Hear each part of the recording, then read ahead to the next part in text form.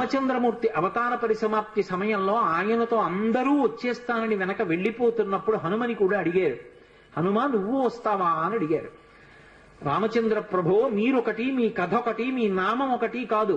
ఎక్కడ ఏమి తెలిసినా తెలియకపోయినా రామనామము రామనామము రమ్యమైనది రామనామము అంటే అక్కడ పెడతా. రామ కథ చెప్తే పెడతా, రామాయణం చెప్తే పెడతా. ఇప్పుడు రాముడు అన్నాడు, మక్కథా ప్రచరిష్యంతి యావల్లోకే హరీశ్వర తావద్రమస్య సుప్రీతో మద్వాక్యమనుపాలయం. రామశాసనం హనుమకి. ఎక్కడ రామనామం చెప్పినా, ఎక్కడ రామ కథ చెప్పినా, ఎక్కడ రామాయణం చెప్పినా హనుమా నువ్వు అక్కడికి వెళ్ళి కూర్చుని వింటూ ఉండు. హనుమ సభలోకి వచ్చారు అంటే సభలో ఉన్న వాళ్ళందరికీ మంగళమే. నన్ను నమ్మండి, చచ్చిపోయేవాడు కూడా బతుకుతాడు. హనుమ దర్శనం అంత గొప్పది. ఆయన దర్శనం చేస్తే చాలు. నిన్నను మీతో చెప్పా, సంధ్యాకాల దర్శనంతో సమానం. ఉపద్రవాలు కూడా తొలగిపోతాయి. అంత శక్తివంతం హనుమద్ దర్శనం అంటే. అటువంటి హనుమ సభలోకి ప్రవేశిస్తారు, ప్రవేశించి అనుగ్రహిస్తారు. ఎందుకని అంటే పైన రామశాసనం ఉంది. ఇదే మహానుభావుడు తులసీదాస్ గారి జీవితంలో జరిగింది. తులసీదాస్ గారు ప్రతిరోజు గంగానదిలో స్నానం చేసి చెంబుతో కాసిన నీళ్లు తీసుకొచ్చి రావి చెట్టు మొదట్లో పోసి రావి చెట్టు కింద కూర్చుని తపస్సు చేస్తుండేవారు. ఆ రావి చెట్టు మొదట్లో గంగ నీళ్లు పోస్తుంటే గంగాజలం తగిలిందో ఏమో ఒక బ్రహ్మరాక్షసుడు పైనుంచి కిందకి దిగాడు. బ్రహ్మరాక్షసుడంటే ఎవరు అనుకుంటారేమో, వేదం చదువుకుని కూడా దొంగతనాలు లాంటివి చేసి బ్రతికిన వాళ్ళు బ్రహ్మరాక్షసులు అవుతారు. పతంజలి చరిత్రలో చెప్తారు. కాబట్టి అటువంటి బ్రహ్మరాక్షసుడు క్రిందకి దిగి అన్నాడు, నువ్వు నాకు మహోపకారం చేశావు. ఎప్పటి నుంచో ఈ చెట్టు మీద పడున్నాను. నువ్వు గంగాజలాన్ని తెచ్చి ఈ చెట్టు మొదట్లో పోసినప్పుడు గంగాజల స్పర్శ చేత నా పాపం శమించింది. నేను సాధారణ రూపాన్ని పొందాను. నీకు నేను ప్రత్యుపకారం చెయ్యాలనుకుంటున్నాను. నీవు రామదర్శనం కోసం పరితపిస్తున్నావు. నీకు రామదర్శనం కావాలి అంటే చేయించగలిగిన వారు హనుమ ఒక్కరే. హనుమ రోజు వస్తుంటారు. ఎక్కడికొస్తారో తెలుసా? ఎక్కడెక్కడ రామనామం జరుగుతుందో, ఎక్కడెక్కడ రామనామం ప్రస్తావనకు వస్తుందో, ఎక్కడెక్కడ రామ కథ చెప్పబడుతుందో అక్కడ ఉంటారు. కాశీలో హనుమాన్ ఘాట్ లో ఒక వ్యక్తి రోజు రామాయణం చెప్తున్నాడు. అక్కడికి వచ్చి కూర్చుంటారు. ఎలా గుర్తుపడతావో తెలుసా? అందరికన్నా ముందు సభలోకి వస్తారు. అందరికన్నా ఆఖరణ కళ్ళ నీళ్ల పెట్టుకుని ఒక్కడు తలదించుకుని నడిచి వెళ్ళిపోతూ ఉంటాడు. నువ్వు గుర్తుపట్టి వెంట వెళ్ళు అన్నారు. అప్పుడు ఆ రూపంలో వెళ్ళారు. అన్ని వేళలా అలా వెళ్ళరు, ఏ రూపంలోనైనా వెడతారని. కాబట్టి తులసీదాస్ గారు హనుమాన్ ఘాట్కి వెళ్ళి కూర్చున్నారు. అందరికన్నా ముందు ఒక వ్యక్తి వచ్చాడు రామాయణం వినడానికి. అందరూ వెళ్ళిపోయిన తర్వాత తల ఉంచుకుని కన్నులమ్మట నీరు కారుతుండగా వెడుతున్నాడు. తులసీదాస్ గారు ఆయన వెంటపడ్డారు. ఆ వ్యక్తి కనిపెట్టాడు, ఎవరో నన్ను వెంబడిస్తున్నారని. ఆయన హనుమ. ఆ ముందు వెడుతున్నవారు వెనక్కి తిరిగి గద్దించారు. ఎందుకు నా వెంట వస్తున్నావు? ఆగక. కాదు, నాకు రామదర్శనం కావాలి, నీ వల్లే జరగాలి. వెళ్ళి కాళ్ళ మీద పడ్డారు. కాళ్ళ మీద పడితే ఆయన ఒక స్థలాన్ని చెప్పారు. అక్కడ కూర్చుని నువ్వు జపం చెయ్యి, తపస్సు చెయ్యి, నీకు రామదర్శనం అవుతుందన్నారు. తులసీదాస్ గారు కూర్చుని తపస్సు చేస్తున్నారు. తపస్సు చేస్తుంటే రామలక్ష్మణులు ఇద్దరూ రాజకుమారుల రూపంలో గుర్రాల మీద వచ్చారు. వచ్చి గుర్రాలు దిగి అరుగు మీద సేద తీరారు. ఎవరో రాజకుమారులని తులసీదాస్ గారు ఊరుకున్నారు. వాళ్ళిద్దరూ గుర్రం ఎక్కి వెళ్ళిపోయారు. హనుమ వచ్చారు. రామలక్ష్మణులు వచ్చారు, గుర్తుపట్టావా అన్నారు. ఎప్పుడు వచ్చారు అన్నారు. అయ్యో, ఇద్దరు రాజకుమారుల వేషంలో వచ్చారయా, నువ్వు గుర్తుపట్టలేదు, వెళ్ళిపోయారన్నారు. ఎంతో బాధపడ్డారు. మళ్లీ సాధన చెయ్యి అన్నారు. మళ్లీ సాధన మొదలుపెట్టారు. మళ్లీ సాధన మొదలు పెడితే కొన్నాళ్ళు అయిపోయిన తర్వాత చిన్న పిల్లవాడి రూపంలో రాముడు వచ్చాడు.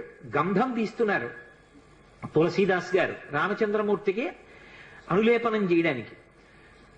చిన్న పిల్లవాడి రూపంలో వచ్చి తాతా తాతా నాకు గంధం ఇస్తావా అని అడిగాడు. ఇది రాముడి కోసం రా పో అన్నారు తులసీదాస్ గారు.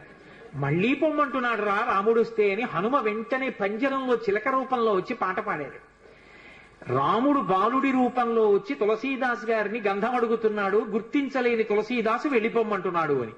అది విన్నటువంటి తులసీదాస్ గారు వెంటనే పిల్లవాడి కాళ్ళు పట్టుకుని పిల్లవాడి కాళ్ళ మీద పడ్డారు. పడగానే రామచంద్రమూర్తిగా దర్శనమిచ్చారు. దర్శనమిచ్చి, తులసీదాస్ నా పేరు మీద నువ్వు రామాయణాన్ని, దక్షిణ దేశంలో వాల్మీకి రామాయణం, దక్షిణ దేశమే ఎక్కడైనా వాల్మీకి రామాయణం, కానీ నువ్వు ఇప్పుడు రామచరితమానస్ అన్న పేరు మీద రామాయణాన్ని రచించు. ఉత్తర భారతదేశంలో రామచరితమానస్కి ఎంత గౌరవం అంటే, మీరు ఆలయాల్లోకి వెళ్ళండి, వ్యాసపీఠాలు పెట్టి దాని మీద రామచరితమానస్ పెడతారు. గుళ్ళోకి వెళ్ళిన వాళ్ళు కనీసం ఒక్క శ్లోకమైన అందులోంచి చదువుకుని చక్కగా ఓ పువ్వు ఏదో పెట్టి నమస్కారం పెట్టొస్తారు. రామచరితమానస్కి అంత గొప్ప. విచిత్రం ఏంటంటే, హనుమాన్ చాలీసా, రామచరితమానస్ రెండు తులసీదాస్ గారి శరీరంతో ఉండగానే ప్రఖ్యాతి వహించేసాయి. అటువంటి తులసీదాస్ గారు ఎప్పుడూ రామనామం చెప్తుండేవారు. ఒకప్పుడు తులసీదాస్ గారు గంగ ఒడ్డున నిలబడి ఉన్నారు. ఒక ఆవిడ గబగబా వచ్చి ఆయన కాళ్ళ మీద పడి నమస్కారం చేసింది.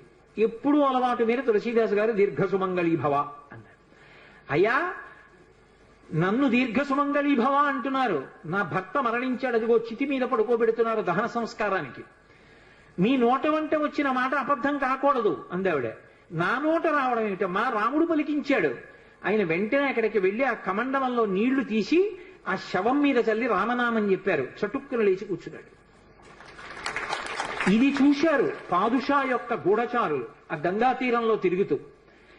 తులసీదాస్ గారి దగ్గర రకరకాలైనటువంటి విన్యాసాలున్నాయి, ఆయన ఏమైనా చెయ్యగలడని పాదుషాకి చెప్పారు. పాదుషా తులసీదాస్ని పిలిపించారు.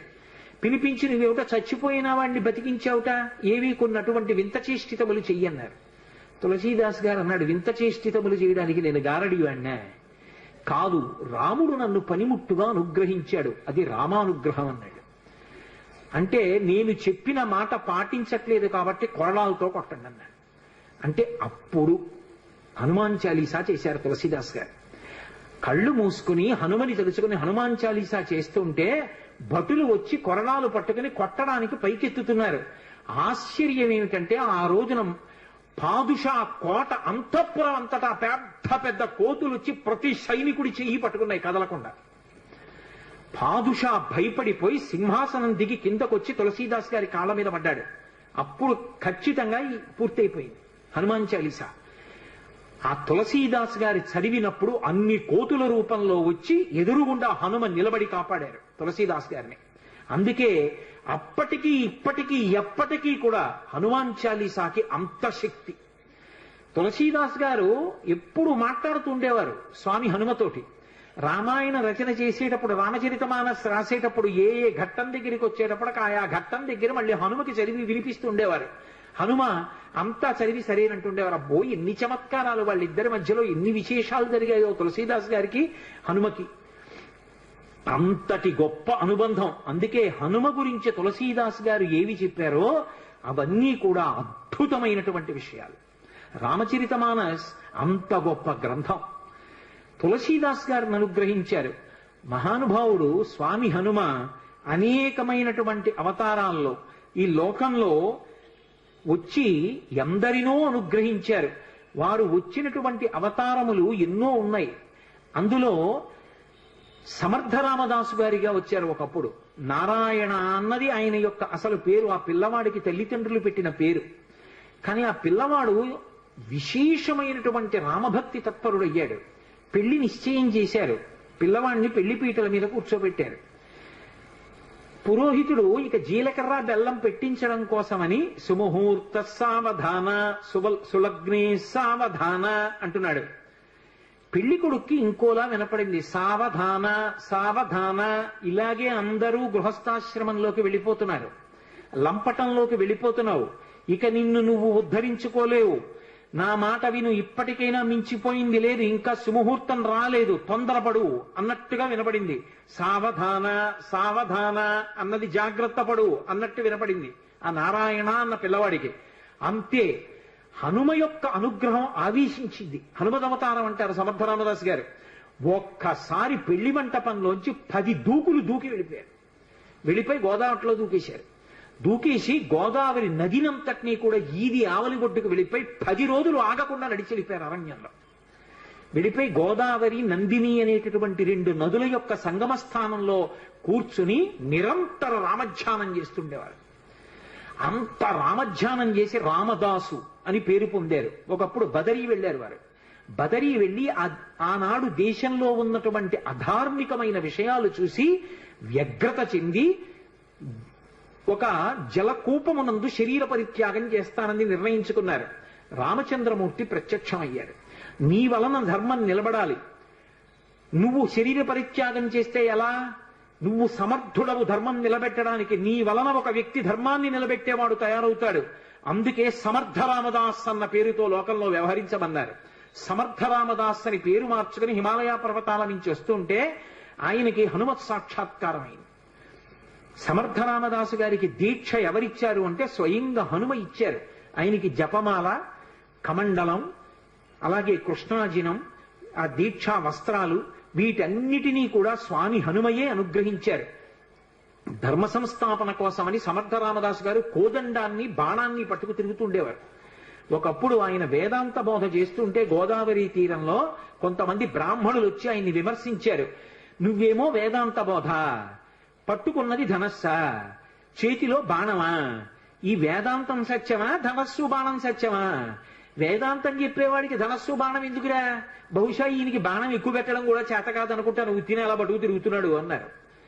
వెంటనే ఆయన బాణాన్ని ఎక్కువ పెట్టి ఆకాశంలో ఎగురుతున్నటువంటి పక్షుల గుంపులో ఒక పక్షిని కొట్టారు. ఆ పక్షికి తగిలేది కింద పడిపోయింది, ప్రాణం వదిలేసింది. మళ్ళీ వెంటనే ఈ బ్రాహ్మణులు అందరూ అన్నారు, కట్టుకున్నవి దీక్షావస్త్రాలు, పక్షిని కొట్టాడు ఏ కారణం లేకుండా, ఇటువంటి వాడికి వేదాంత బోధ చేసే అధికారం ఎక్కడుందన్నారు. వెంటనే ఆయన గోదావరిలో నీళ్లు కమండలంలో ఉన్నాయి, ఆ కమండలంలో నీళ్లు తీసి రామనామం చెప్తూ పక్షి మీద చల్లారు. అది రివ్వున ఆకాశంలోకి ఎగిరిపోయింది.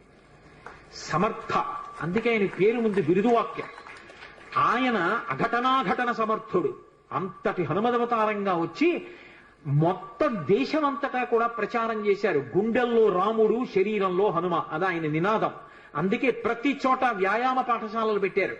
వ్యాయామశాలలు పెట్టి అందరూ కూడా వ్యాయామం చేసి మంచి ఆరోగ్యవంతమైన శరీరాన్ని, గుండెల నిండా రామభక్తిని పెంపొందించుకోండి, ధర్మ సంస్థాపన చెయ్యండి. ఊరూరా సమర్థ రామదాసు గారి ప్రబోధమే. అంత గొప్పగా ధర్మవీరుల్ని తయారు చేశారు. అటువంటి సమర్థ రామదాసు గారు ఒకానొకప్పుడు ఛత్రపతి శివాజీ ఇంటికి వెళ్ళారు. వెడితే భిక్ష ఇవ్వాలి కాబట్టి జోలు పట్టారు. శివాజీ వచ్చి ఓ కాగితం చుట్టైన జోలులో పడేశాడు. రామదాసు గారు తీసి చదివారు. చదివేటప్పటికి తన యావత్ సామ్రాజ్యాన్ని గురువు గారికి అర్పించేస్తున్నాను అని ఉంది. నేను దీక్ష తీసుకున్నవాణ్ణి, నాకెందుకయా, నా ప్రతినిధిగా నువ్వు పరిపాలించు, కానీ రాజ్యాన్ని నాకు ప్రదానం చేశావు కాబట్టి నీ పతాకం మాత్రం కాషాయ వస్త్రంతో ఉండాలని తన కాషాయ వస్త్రాన్ని పతాకంగా ఇచ్చారు. అందుకే ఛత్రపతి శివాజీ పతాకం కాషాయ వస్త్రం. శ్వేతాశ్వం కాషాయ వస్త్రంతో ఆయన తెల్లగుర్రం మీద ఎక్కి కాషాయ పతాకం పట్టుకుని ఎడుతుండేవాడు. అటువంటి మహానుభావుడు. ఒకప్పుడు శివాజీ సమర్థ రామదాసు గారి దర్శనానికి వెళ్ళారు. వెడితే సమర్థ రామదాసు గారు ఆయనకి ప్రసాదం ఇచ్చారు. ఇంటికి వెళ్ళి ఈ ప్రసాదం చూసుకో అన్నారు. ఇంటికి వెళ్ళి విప్పారు. విప్పితే అందులో ఒక మూటలో మట్టి ఉంది, ఒక మూటలో గులకరాళ్ళు ఉన్నాయి, ఒక మూటలో గుర్రపు లడ్డి ఉంది, ఒక మూటలో కొబ్బరికాయ ఉంది. ఇంతటి శివాజీ తెల్లబోయాడు. ఏమిటి ప్రసాదం, ఎందుకు ఇచ్చారు గురువు గారని? మహాతల్లులు ఈ లోకంలో బిడ్డల్ని కన్న తల్లులు భారతదేశంలో ఎంత గొప్ప వాళ్ళని తయారు చేశారో. వెంటనే ఆ తల్లి వచ్చింది, జీజీబాయి వచ్చి ఆవిడంది, సమర్థ రామదాసు గారు ఏదైనా ఇచ్చారు అంటే అది ఉత్తినే పోయేది కాదు. ఎందుకు ఇచ్చారో తెలుసా? మహానుభావుడు ఆయన మట్టి ఇచ్చారు అంటే నువ్వు భూపతివికా, రాజ్య పరిపాలన చేయి, ధార్మికంగా అని ఇచ్చారు. ఆయన గులకరాళ్ళు ఇచ్చారు, కొండల మీద కోటలు కట్టమని ఆదేశం. గుర్రపు లద్దెనిచ్చారు అంటే ఆశ్విక దళాల్ని ఎక్కువగా పెంచుకోమని అర్థం. కొబ్బరికాయ ఇచ్చారు, మనసులో మధురంగా ఉండి పైకి చాలా గంభీరంగా కఠినంగా ఉండు, అప్పుడు కానీ వ్యవస్థ అదుపులో ఉండదని నీకు చెప్తున్నారు. ఈ 4 సందేశాలు నీకు చెప్పడానికి 4 రకాల ప్రసాదం ఇచ్చారని చెప్పారు. సమర్థ రామదాసు గారు చివర రామచంద్రమూర్తి యొక్క నామం చెప్తూ ఆయన రామచంద్రమూర్తి యొక్క మూర్తి పాదముల మీద తలపెట్టి శరీరాన్ని విడిచిపెట్టారు. హనుమయే ఈ దేశంలో ధర్మాన్ని నిలబెట్టడానికి ఒకప్పుడు సమర్థ రామదాసుగా వచ్చారు. ఎందరూ పొందారండి హనుమత్ సాక్షాత్కారం. ద్వైతమతావలంబకులు మహానుభావులు. రాఘవేంద్ర స్వామి వారు హనుమ యొక్క సాక్షాత్కారాన్ని పొందారు. ఆయన్ని చిన్నతనంలో వెంకటనాథుడు అని పిలుస్తుండేవారు. ఆయన కటిక పేదరికం అనుభవించారు. శిష్యులందరికీ కూడా వేదాంత పాఠం చెప్పి దొరికినదేదో అది తినేవారు. ఆయన చరిత్ర గురించి చెప్తూ కొన్ని అద్భుతమైన విషయాలు చెప్తారు. వారి భార్య గారికిట ఒక్కటే చీర ఉండేదిట. ఆ చీర సగభాగం కట్టుకునేవారట, సగభాగం తడిపి ఆరేసేవారట. అవతలది ఆరితే ఆ ముక్క కట్టుకుని ఈ ముక్క ఆరేసుకునేవారట ఆవిడ. అయినా సరే దరిద్రాన్ని పక్కన పెట్టి భర్త గారిని అనుగమించినటువంటి మహాపతివ్రత. అటువంటి తల్లి, ఒక్కగానొక్క కొడుకు, శిష్యులకి వేదాంత పాఠం చెప్పి దొరికితే తినడం, లేకపోతే ఉపవాసం. అటువంటి వారు ఒకసారి ఒక చోటికి శుభకార్యానికి వెడితే ఆయన్ని పిలిచి గంధం తీయమన్నారు వచ్చిన అతిథులందరికీ గంధం పెట్టడానికి. సూక్త పఠనము అని ఒక మాట ఉంది లోకంలో. పరమభక్తితో సూక్తాన్ని పఠిస్తే సూక్తాధిదేవత అనుగ్రహిస్తుంది. ఆయన అగ్ని సూక్తం చదువుతూ గంధం తీశారు. తీస్తే ఆ గంధం అందరూ బొట్టు పెట్టుకున్నారు. ఒళ్ళు మంటలు వచ్చేసింది వచ్చిన అతిథులకి. ఎక్కడది ఈ గంధం, ఎందుకు ఇలా మంటలు వచ్చిందని అడిగారు. ఆ యజమాని అడిగాడు రాఘవేంద్ర స్వామిని, ఎందుకు ఇలా మంటలు వస్తున్నప్పటికి ఇంకా వెంకటనాథుడు ఆయన పేరు, ఎందుకు ఇలా మంటలు వచ్చిందని అడిగారు. నేను అగ్ని సూక్త పఠనం చేస్తూ ఈ గంధం తీశానన్నారు. ఏమిటి, అగ్ని సూక్తం చదువుతూ నువ్వు గంధం తీస్తే ఒళ్ళు మంటలు వచ్చిందా? నువ్వు వరుణ సూక్తం చదివితే చల్లబడుతుందా అన్నారు. చల్లబడుతుందన్నారు. ఏది వరుణ సూక్తంతో తీయన్నారు. ఆయన వరుణ సూక్తం చదువుతూ గంధం తీశారు. ఆ గంధం పెట్టుకుంటే అందరికీ ఒళ్ళు చల్లగా అయిపోయింది. అంతటి మహానుభావుడు సుధీంద్ర స్వాముల వారిని వారి గురువు గారి ఆజ్ఞ మేరకి అకస్మాత్తుగా వారు సన్యాసాశ్రమం తీసుకుని రాఘవేంద్రుడు అన్న పేరుతో ఆ ద్వైత మఠాధిపతులయ్యారు. వారు మన ఆంధ్రదేశంలో మంత్రాలయం దగ్గరే హనుమ గురించి జపం చేస్తే పంచముఖాలతో ఆంజనేయ స్వామి ఆయనకి ప్రత్యక్షం అయ్యారు.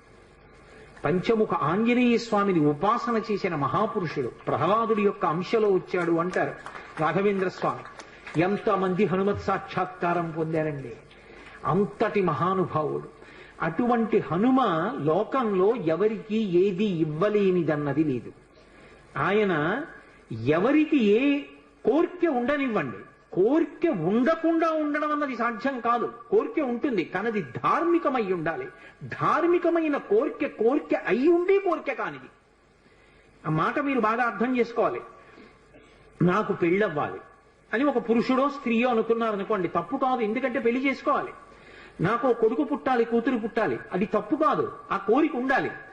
నేను ఒకళ్ళ దగ్గర చెయ్యి చాపకుండా అన్నం తినాలి, తప్పు కాదు, అన్నం తినాలి. అలాగే నేను అనాయాసంగా శరీరం విడిచిపెట్టేయాలి, తప్పు కాదు, ఆ కోరిక ఉండాలి మనిషికి. ఏ కోరికలు ఉండి తీరాలో అవి పండితే నువ్వు పండుతావో అటువంటి కోరి కూడా కోరని వాడే అవుతాడు. అటువంటి కోరికలు ఉండాలి. ఆ కోరిక తీరకపోతే లోకంలో చాలా సులువైనటువంటి మార్గాన్ని పరాశర సంహిత చెప్పింది. పరాశర మహర్షి నిన్న మీతో మనవి చేసి ఉన్నాను.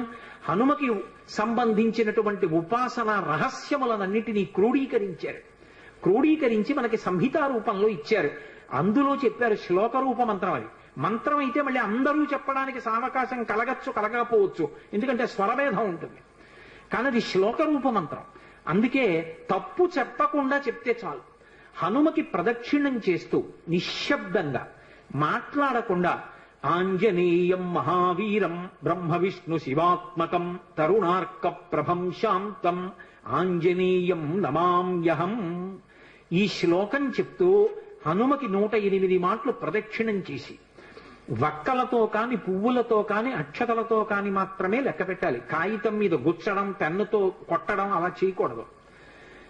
వక్కలు 108 ఓ డబ్బాలో పట్టుకెళ్లి, ఖాళీ డబ్బా పట్టుకెళ్లి ఈ ఒక ప్రదక్షిణం చేసినప్పుడు మళ్ళీ స్వామి దగ్గరికి రాగానే నిలబడి ఈ శ్లోకం చెప్పడం.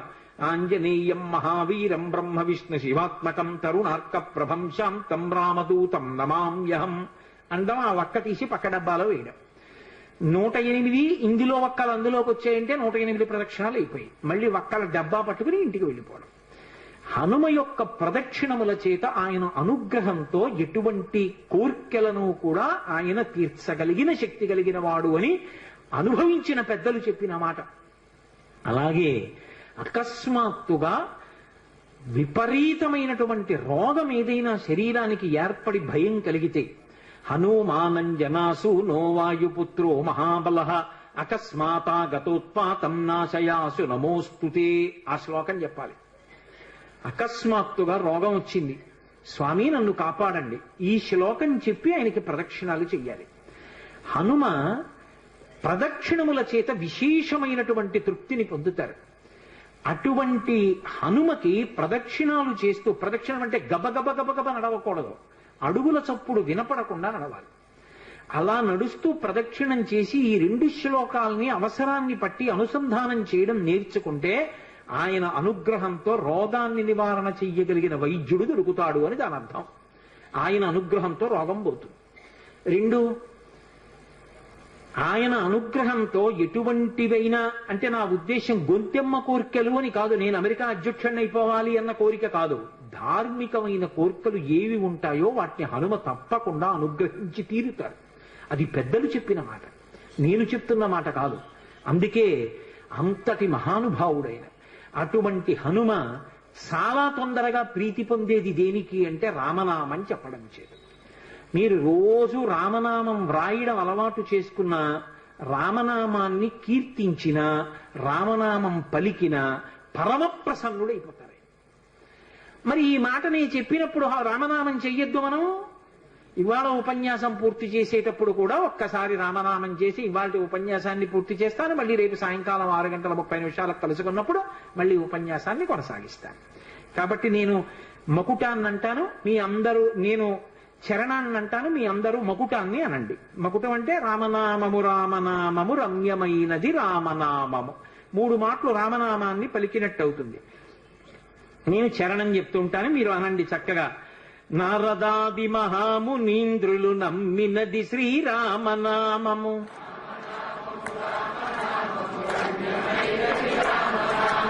దారి నుండి గనడచు వారికి తోడు నీడే రామనామము.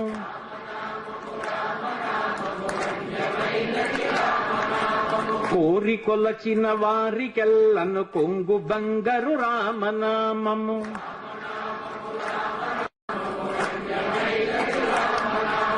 పాహి కృష్ణాయనచు ద్రౌపది పలికినది శ్రీరామనామము.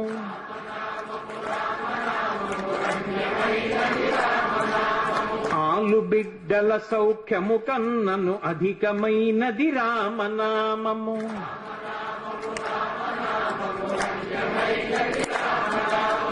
నేను ఈ సందర్భంలో మీకు ఇవాళ ఎందుకు రామనామం తప్పకుండా చెప్పాలి అన్నదానికి ఒక విశేషం చెప్తాను.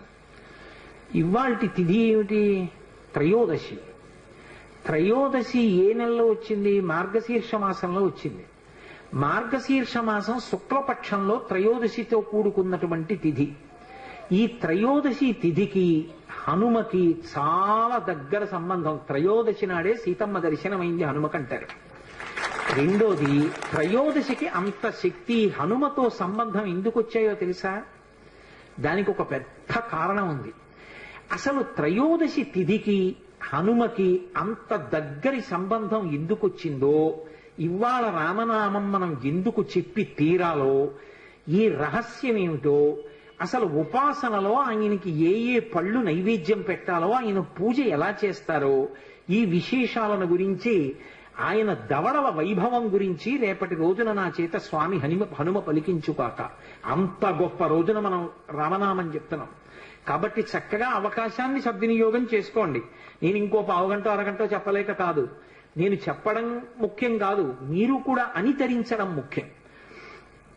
బ్రహ్మ సత్యము జగన్ మిథ్యా భావమే శ్రీరామనామము.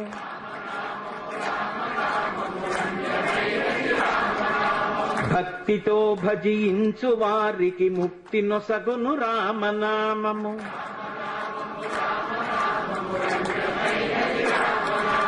సకల జీవులలోన వెలిగే సాక్షిభూతము రామనామము.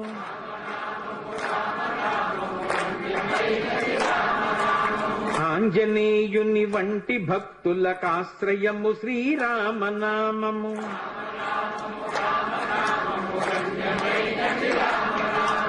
విషయ వాసనలెల్ల విడచిన విదితమగు శ్రీరామనామము.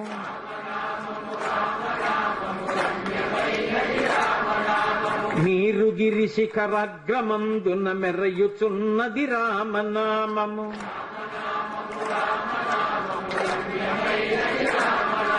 పాలు మీ గడ్డ పంచదారల పక్వమే శ్రీరామనామము.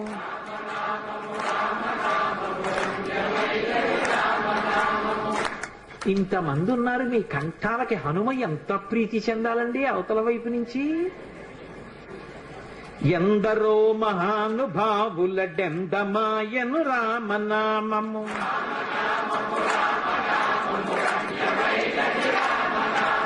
ఘాత వ్రాసిన వ్రాత తుడి చెడి దైవమే శ్రీరామనామము.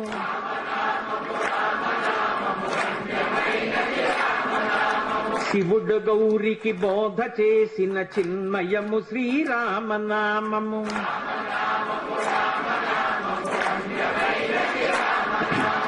జానకీ హృత్కమల ముందున అలరుచున్నది రామనామము.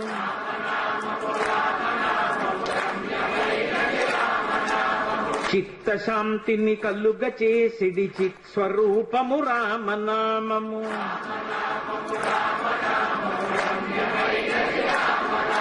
బ్రహ్మపుత్రక రాజ్య వీణా పక్షమైనది రామనామము.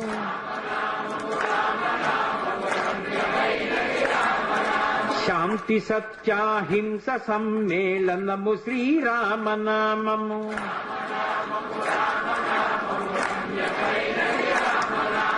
రామనామ స్మరణ చేసిన క్షేమమొసగును రామనామము.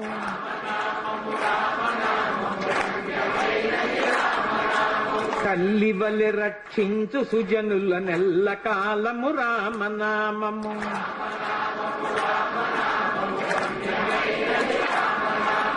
మంగళంబగు భక్తితో పాడిన శుభకరంబగు శ్రీరామనామము. వశవర్తి అని ఒక మాట ఉంటుంది.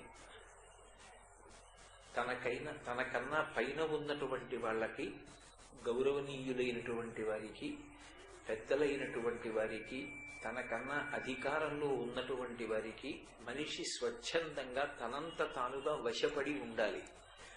అలా తాను వశపడి ఉండకపోతే దానివల్ల ఉపద్రవం పైన ఉన్న వాళ్ళకి సంభవించదు. ఎవరు వశపడలేదో వాడికే సంభవిస్తుంది. ఎంత శక్తివంతుడు కానివ్వండి, ప్రయత్నపూర్వకంగా ఏదో ఒక స్థానం దగ్గర తాను వశవర్తి కావాలి. ఒక గురువు గారి దగ్గరైనా లొంగి ఉండాలి, తండ్రి దగ్గరైనా వంగి ఉండాలి, తల్లి దగ్గరైనా వంగి ఉండాలి, అన్నగారి దగ్గరైనా వంగి ఉండాలి, అధికారి దగ్గరైనా వంగి ఉండడం నేర్చుకోవాలి. కనీసంలో కనీసం తన స్నేహితుడి దగ్గరైనా లొంగి ఉండడం నేర్చుకోవాలి. ఎక్కడా నేను ఇప్పుడు ఎవ్వరికీ వశవర్తిని కాను అన్నాడు అనుకోండి, ఆయన యథార్థంగా ఎంత గొప్పవాడు కానివ్వండి, అది శోభించదు. నీకు నేను ఒక ఉదాహరణ చెప్పాలి అంటే, ఉద్యోగంలో చేరినప్పుడు ఎంత చదువుకున్నవాడైనా కావచ్చు, ఎంత సమర్థత కలిగిన వాడైనా కావచ్చు, కానీ తన పై అధికారిని గౌరవించి, అధికారి మాటకి గౌరవం ఇచ్చి, తాను ఆయనకి వశపడి మర్యాదతో ప్రవర్తించడం, మర్యాదతో కార్యక్రమాన్ని నిర్వహించడం చేత కాలేదనుకోండి, యువతలవాడు ఎంత సమర్థుడు కానివ్వండి, పై అధికారి భరించలేడు. ఎంత తెలివైన వాడైనా కానివ్వండి, ఇతను నాకు వద్దండి, నా దగ్గర ఇతను సహాయకుడిగా నాకు వద్దంటాడు. ఎందుకని అంటే, ఏ పని చెప్పినా మీకేం తెలుసు, నాకే తెలుసుదా బాగా అనడం మొదలుపెట్టాడు అనుకోండి, నిజంగా అవతలవాడు తెలివైన వాడైనా అలా అన్ని వేళలా ధిక్కరించడం అనేటటువంటిది యువతల వారికి అంగీకారయోగ్యంగా ఉండదు. అందుకే వశపడి ఉండడము అనేటటువంటి మాట నేర్చుకోలేనప్పుడు అది జీవితంలో అంత శోభస్కరంగా పరిణమించదు. అసలు లోకంలో ఎవరికన్నా గొప్పవాడెవరు అంటే స్వామి హనుమయ్యే.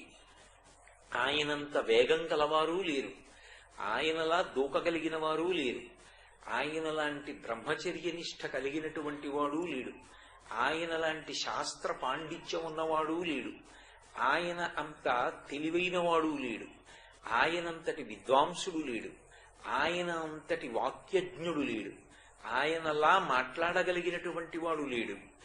ఇన్ని శక్తులు ఆయన యందు కేంద్రీకరింపబడి ఉన్నప్పటికీ కూడా తన పైన ఉన్నటువంటి వాడు తనతో సమానుడు కానీ తనకన్నా తక్కువ వాడే అని తనకి తెలిసిన్నప్పటికీ కూడా ఆయన ప్రభువైనటువంటి కారణం చేత గౌరవించడం అనేటటువంటి మాట నిజంగా స్వామి హనుమ దగ్గర నేర్చుకోవాలి. ఇవాల్టి రోజు వర్తమాన కాలంలో ఉన్నటువంటి సమాజంలో అసలు ఒక ఉద్యోగం చేసేటప్పుడు పైవారిని గౌరవించి పైవారి పట్ల వినయ విధేయతలతో ప్రవర్తించడము అనేటటువంటి మాట జీవితంలో అన్వయం చేసుకోవడం నేర్చుకోవాలి అంటే స్వామి హనుమ యొక్క వృత్తాంతాన్ని పరిశీలించాలి. ఒకానొకప్పుడు జాంబవంతుడే ఆయనతో ఒక మాట అన్నాడు. నిన్నటి రోజు ఉపన్యాసంలో నేను మీతో మనవి చేశాను. స్వామి హనుమతో మాట్లాడుతూ ఆయనతోటే ఒక మాట అంటాడు. స్వామి హనుమ, మీరు సుగ్రీవస్య సమోహ్యపి రామలక్ష్మణయోస్యాపి తేజసాచ బలీనచ అన్నాడు. ఓ హనుమ, మీరు ఎంత శక్తి కలిగినటువంటి వారు అంటే హనుమాన్ హరిరాజస్య అని పిలిచాడు. ఈ కోతులకన్నిటికీ కూడా రాజు వంటి వాడా? హనుమాన్ హరిరాజస్య సుగ్రీవస్య సమోహ్యపి, నీవు మన ప్రభువైనటువంటి సుగ్రీవుడితో సమానమైనటువంటి బలపరాక్రమములు కలిగినటువంటి వాడివి. సుగ్రీవస్య సమోహ్యపి రామలక్ష్మణయోశ్చాపి తేజసాచ బలీనచ, రామలక్ష్మణుల యొక్క తేజస్సు ఎటువంటిదో నీ యొక్క తేజస్సు నీ యొక్క బలము కూడా అంతటివే. అయినా ఆయన యొక్క తేజస్సు కానీ ఆయన బలపరాక్రమాలు కానీ లోకహితమునకు ఉపయోగపడ్డాయి తప్ప ధిక్కరించడానికి కానీ నేనింత వాణ్ణి కాబట్టి నా ప్రభువు సుగ్రీవుణ్ణి గౌరవించవలసిన అవసరమే ఉందని గాని నేను రామలక్ష్మణుల్ని గౌరవించవలసిన అవసరమే ఉందని కానీ ధిక్కార ధోరణితో ఆయన ప్రవర్తించినటువంటి సందర్భం ఆయన జీవితం మొత్తం మీద ఒక్కటి కూడా కనపడదు. అంత అద్భుతమైనటువంటి వ్యక్తిత్వం. అందుకే హనుమని ఉపాసన చేస్తే సమస్తమైనటువంటి మంగళకరమైన గుణములు అలవడతాయి. బుద్ధిర్యశో బలం ధైర్యం నిర్భయత్వమరోగత అజాడ్యం వాక్పటత్వంచ హనుమాత్ స్మరణాద్భవేత్ అంటారు. హనుమని స్మరించినంత మాత్రం చేత బుద్ధి, కీర్తి, బలము, ఆయువు, ఆరోగ్యము, నిర్భయత్వము ఇటువంటి మంచి లక్షణములు అన్నిటినీ మించి జాడ్యం పోవడం లాంటి మంచి లక్షణాలన్నీ సంక్రమిస్తాయి. అంత గొప్ప స్వరూపం హనుమ. హనుమ అంత మంగళప్రదుడు కావడానికి కారణం ఆయన పరమశివుని యొక్క అవతారం. శివావతారమే హనుమ. అందుకే శివుడు మంగళప్రదుడు. శివ అన్న నామానికి అర్థం ఏమిటంటే నిత్య శుభంకరుడు. ఎప్పుడూ శుభములను చేస్తూ ఉంటాడు, ఎప్పుడూ మంగళములను చేస్తూ ఉంటాడు, ఎప్పుడూ శోభనములను చేస్తూ ఉంటాడు. అలా ఎప్పుడూ శుభం చేసేవాడెవరో ఆయనకే శివుడు అని పేరు. ఆ శివుడే స్వామి హనుమగా అవతారం స్వీకరించారు. ఈ రహస్యం తెలిసున్నవారు కాబట్టే సమర్థరామదాసు గారు త్రయోదశాక్షరీ మహామంత్రాన్ని వ్యాప్తి చేశారు. శ్రీరామ జయ రామ జయ జయ రామ, అది త్రయోదశాక్షరీ మహామంత్రం అంటారు దాన్ని. అందులో 13 అక్షరాలు ఉంటాయి. 13 అక్షరాలతో ఉండేటటువంటి ఈ త్రయోదశాక్షరీ మహామంత్రాన్ని వ్యాప్తి చేసినటువంటి వారు సమర్థరామదాసు గారు. వారు ఎక్కడికి వెళ్ళినా ఒక మాట అంటుండేవారు, జై రఘువీర అంటుండేవారు. ఆయన ప్రచారం చేసింది శ్రీరామ జయ రామ జయ జయ రామ. శ్రీరామ జయ రామ జయ జయ రామ అన్న మంత్రం ఎంత శక్తివంతం అంటే పెద్ద పెద్ద అధికార స్థానాలలో ఉండి ఒక్క సంతకం పెడితే కొన్ని కోట్ల రూపాయలు విడుదల చెయ్యగలిగినటువంటి వాళ్ళు, ఒక్క సంతకం పెడితే కొన్ని లక్షల మంది జీవితాన్ని ప్రభావితం చెయ్యగలిగినటువంటి వాళ్ళు, తమ బుద్ధి ఎప్పుడూ మంగళప్రదంగా 10 మందికి పనికొచ్చేటట్టుగా రాగద్వేషాలకి అతీతంగా ప్రచోదనమయ్యేటట్టుగా ఉండాలి అంటే శ్రీరామ జయ రామ జయ జయ రామ అన్న మంత్రాన్ని వింటూ ఉంటారు. నేను కర్ణాటక గవర్నమెంట్ లో పనిచేసేటటువంటి ఒక సీనియర్ ఐఏఎస్ ఆఫీసర్ తాలూకా అధికార కార్యాలయంలో ఆయన కూర్చునేటటువంటి గదిలో నేను ఈ మంత్రం చాలా తక్కువ స్థాయిలో వినపడుతుండగా విన్నాను. ఒకసారి ఆయన అడిగాను, మీరు ఇది ఎందుకు వింటుంటారు అని అడిగాను. అడిగితే నేను ఒక్క సంతకం పెడితే కొన్ని కోట్ల రూపాయల నిధులు విడుదలవుతాయండి, నేను ఒక్క సంతకం పెడితే కొన్ని లక్షల మంది జీవితాలు ప్రభావితమవుతాయి. అంత శక్తివంతమైన శాఖలో నేనున్నాను. నా బుద్ధి ఎప్పుడూ కూడా వైక్లభ్యం పొందకూడదని, సక్రమమైన రీతిలో అది ప్రచోదనం పొందాలని ఈ శ్రీరామ జయ రామ జయ జయ రామ అన్న మంత్రాన్ని నిరంతరం వింటుంటాను అన్నారు. అది పరమసత్యం. ఎందుచేత అంటే సమర్థ రామదాసు గారు 13 అక్షరాలతోటే ఆ మంత్రాన్ని తీసుకురావడం వెనకాతల ఒక పెద్ద రహస్యం ఉంది. ఇది 13 అక్షరాలతో వచ్చి బీజాక్షరములతో సంపుటీకరణమై ఉంటుంది. అందులో శ్రీరామ జయ రామ జయ జయ రామ 3 మాటలు రామనామం తిరుగుతుంది. 3 మాటలు రామనామం తిరిగి మొట్టమొదటి అక్షరం శ్రీకారంతో ప్రారంభం అవుతుంది. శ్రీకారానికి శాక్తేయ ప్రణవము అని పేరు. అమ్మవారి శక్తి అంతా శ్రీకారంలో ఉంటుంది. రామ పురుషవాచకం. శ్రీరామ అనేటప్పటికీ అది సీతారాములిద్దరినీ కలిపి చెప్పినటువంటి మంగళవాచకం అవుతుంది. పక్కన స్త్రీశక్తి లేకపోతే స్త్రీతో కలిసి ఉండనటువంటి మూర్తికి ఉపాసన ఉండదు. అంటే నిరంతరం భగవదార్చనగా ఉపాసన చేయడానికి అవకాశం ఉండదు. అందుకే దేవతలందరినీ భార్యలతో కలిపి సంకేతిస్తారు. అది ఉపాసనా పరంగా ఉండేటటువంటి రహస్యం. కాబట్టి ఇప్పుడు శ్రీరామ జయ రామ జయ జయ రామ, మళ్ళీ జయ శబ్దం 3 మాటలు తిరుగుతుంది. జయ అని ఎక్కడన్నా 18 అని గుర్తు. దాని చేత సమస్త వాంగ్మయము ప్రతిపాదింపబడుతుంది. జయ అన్న శబ్దము మంగళవాచకం. అందుకే అది అమంగళాలు కలగనివ్వదు.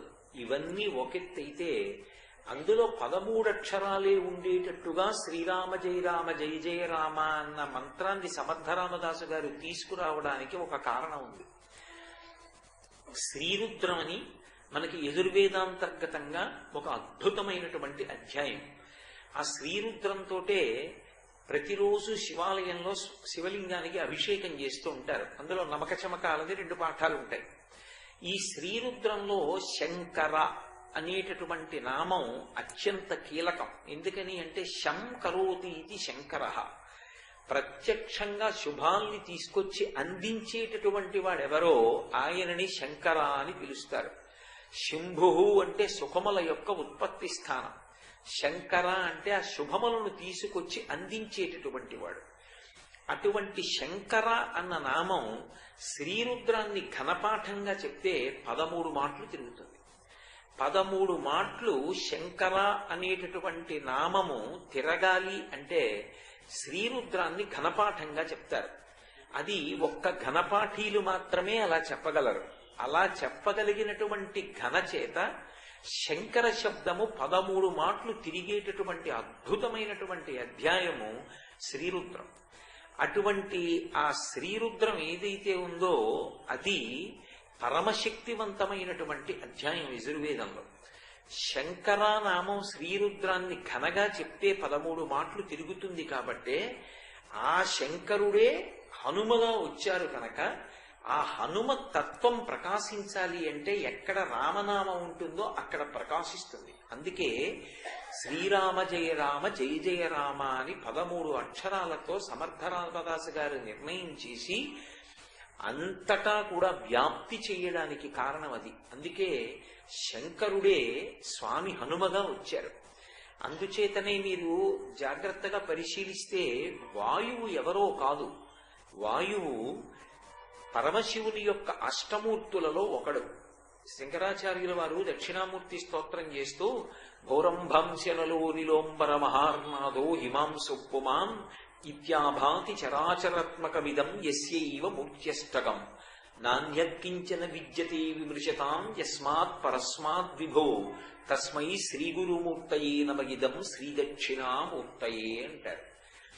8గా పైకి కనపడేటట్టుగా ఉండేటటువంటి రూపాలు అన్నీ శివుడివే. ఆ 8 తప్ప ఇంకో 9 ఉండదు. అదే ఒకటి పృథివీ స్వరూపం భూమి, 2వది నీరు, 3వది ఆకాశం, 4వది గాలి, 5వది నిప్పు, 6 సూర్యుడు, 7 చంద్రుడు, 8 యజమాని. యజమాని అంటే నేను నేను అంటుంటానే ఇలా చూపించి లోపల ఉన్నటువంటి జీవుడు యజమాని. ఆ యజమానితో కలిపి 8 శివస్వరూపాలే. అందుకే ఈ పృథివీ అంతా కలిపి ఒక లింగస్వరూపాన్ని ధరిస్తే చూడాలి అనుకుంటే కాంచీపురం పెడతారు. కాంచీపురంలో పృథివీలింగం, జంబుకేశ్వరంలో జలలింగం. అందుకే జంబుకేశ్వరంలో ఉన్నటువంటి లింగం దగ్గర ఎప్పుడు నీరు ఊరుతుంది, కానీ అది ఎవ్వరి మీద చల్లరు, బిందెలో పట్టి పక్కన పోసేస్తారు. జంబుకేశ్వరంలో జలలింగం, అరుణాచలంలో అగ్నిలింగం. అగ్నిహోత్రం ఏమీ లింగంగా ఉండదు, కానీ బయట వాతావరణానికి మీరు గడప దాటి అంతరాలయంలోకి వెడితే ఉండే వాతావరణానికి తేడా ఉంటుంది. అరుణాచలం అంతరాలయం ఎప్పుడూ విడిగా ఉంటుంది. బాహ్యంలో అగ్ని, ఆంతరమునందు జ్ఞానాగ్ని.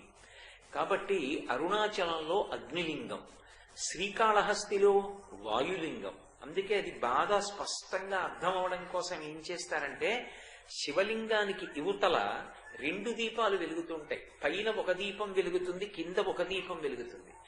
కింద వెలుగుతున్న దీపం ఇలా ఇలా కదలదు, పైన వెలుగుతున్న దీపం మాత్రం ఇలా ఇలా కదులుతూ ఉంటుంది, కానీ నిధనం అవ్వదు. ఇలా ఇలా కదలడానికి కారణం గాలి వస్తూ ఉంటుంది. ఆ వాయువే లింగస్వరూపం. శ్రీకాళహస్తిలో వాయులింగంగా ఉంటాడు. అక్కడ లింగాన్ని ఎవ్వరూ ముట్టుకోరు. ప్రధానార్చకులు కూడా ఆ లింగస్వరూపానికి పెట్టబడినటువంటి ఆ నవగ్రహ కవచాన్ని తీసేస్తారు వచ్చి. అది కూడా ముట్టుకోకుండా తీస్తారు తప్ప లింగాన్ని ఎవ్వరూ ముట్టుకుని అక్కడ ఆరాధన చేయరు. అందుకే శ్రీకాళహస్తిలో వాయులింగం, ఇక చిదంబరంలో ఆకాశలింగం, కోణార్కలో సూర్యలింగం, సీతాకుండంలో చంద్రలింగం, కాఠ్మండూలో యజమానలింగం. ఈ 8 కూడా లింగస్వరూపాలే. ఇందులో వాయువు శివస్వరూపం. అందుకే ఆ వాయువు యొక్క కుమారుడే హనుమ, పవనసూతి అంటారు. ఆ కారణం చేతనే ఆత్మావై పుత్రనామాసి, తండ్రికి కొడుక్కి తత్వతః అభేదం. అందుచేత శివుడొకడు, హనుమ ఒకరు కాదు. హనుమయే శివుడు, శివుడే హనుమ. అందుకే హనుమ ఎక్కడ ఉంటారో అక్కడ కేవలము మంగళమే ఉంటుంది. ఇక అమంగళం ఉండే అవకాశం ఉండదు, అశుభం ఉండే అవకాశం ఉండదు. అందుకే హనుమ యొక్క రూపాన్ని ఎక్కడ చెప్పినా వాల్మీకి మహర్షి కొన్ని రహస్యాల్ని దాచి చెప్తూ ఉంటారు. ఆయన పైకి వానర స్వరూపం, ఆయనంతటి సుందరాతి సుందరుడు ఇంకొకడు లేడు. సౌందర్యము అన్న మాటకు అర్థం ఏమిటి? అది అందంగా ఉండడం సౌందర్యం కాదు, మనకి నిరంతరము క్షేమకరమైనదేదో అది సౌందర్యం. నాగుపాం పడగ విప్పి ఆడుతోందనుకోండి, చాలా అందంగా ఉంటుంది. అందంగా ఉందని మీరు దగ్గరికి వెళ్ళి పట్టుకోగలరా? సింహం నోరు విప్పి గర్జించిందనుకోండి, చాలా బాగుంటుంది, కానీ దాని నోట్లో చేయి పెట్టగలరా? దానికి ఎదురు వెళ్ళగలరా? కంటికి అందంగా కనపడినవన్నీ సౌందర్యం కాదు. ఏది నిజానికి మనకి రక్షణనిస్తుందో అది సౌందర్యం. అమ్మ సౌందర్యం. అమ్మ సౌందర్యం అంటే అమ్మ అందంగా ఉంటుందని కాదు. అందుకే శంకరాచార్యుల వారు అమ్మవారి గురించి చెప్తే సౌందర్య లహరి అన్నారు. ఎందుకు అమ్మ సౌందర్యం అంటే, అమ్మ ఎప్పుడూ రక్షణకారకమే. ఎంత పెద్దదైపోనివ్వండి, అమ్మ పిల్లలు క్షేమంగా ఉండాలని కోరుకుంటుంది. అందుకే అమ్మ సౌందర్యం, తండ్రి సౌందర్యం, గురువు సౌందర్యం తప్ప లోకంలో కంటికి అందంగా కనపడినవన్నీ సౌందర్యాలు కాదు. హనుమ సుందరాతి సుందరుడు. ఏ కారణం చేత? మీరు ఆయన రూపాన్ని ఒక్కసారి చూసి ఆయన ముఖం వంక చూడండి, ఆయన చేతుల వంక చూడండి, ఆయన పాదాల వంక చూడండి, తెలిసో తెలియకో ఆయన చుట్టూ తిరగండి, ఆయన పేరు చెప్పండి. ఆయన చేసే పని ఏమిటి అంటే వెంటనే రక్షణ కల్పిస్తారు. దేని నుండి రక్షణ? ఉపద్రవం నుంచి రక్షణ ఇస్తారు. ఉపద్రవం అంటే ఒక్కడితో పోవచ్చు, లేదా అది ఊళ్ళని తుడిచిపెట్టేది కావచ్చు. ఇంతటి ప్రమాదాన్ని తప్పించి ఆపగలిగినటువంటి శక్తివంతుడెవరు అంటే హనుమ ఒక్కరే. అందుకే ఆయనకి ప్రదక్షిణం చేస్తే ఆయన గురించి చెప్పేటటువంటి తత్వం మారిపోతుంది. ఆంజనేయం మహావీరం బ్రహ్మ విష్ణు శివాత్మకం అని చెప్తారు. బ్రహ్మ విష్ణు శివులు ముగ్గురు కలగలిసినటువంటి రూపం పరబ్రహ్మమై ఉంటారు. బ్రహ్మ విష్ణు శివాత్మకం, తరుణార్క ప్రభం శాంతం. తరుణార్క ప్రభం అంటే అప్పుడే ఉదయిస్తున్నటువంటి సూర్యుని యొక్క కాంతి ఎలా ఉంటుందో అటువంటి కాంతితో ఉంటారు. శాంతం, పరమశాంతమూర్తి అయి ఉంటారు. రామదూతం నమామ్యహం. ఇది హనుమ విషయంలో చమత్కారం. సాధారణంగా అంత పరబ్రహ్మస్వరూపంగా నిలబడినటువంటి వాడు స్తోత్రం చెయ్యబడతాడు తప్ప వేరొకరికి దూతగా ఉన్నాడు అని చెప్పరు.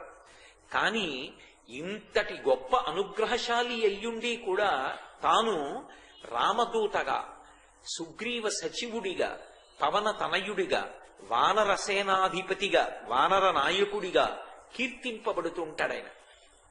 అందుకే తులసీదాస్ గారు ఆ హనుమాన్ చాలీసా చేస్తూ ప్రార్థనా శ్లోకంలో హనుమ గురించి ఒక అద్భుతమైన మాట వాడారు.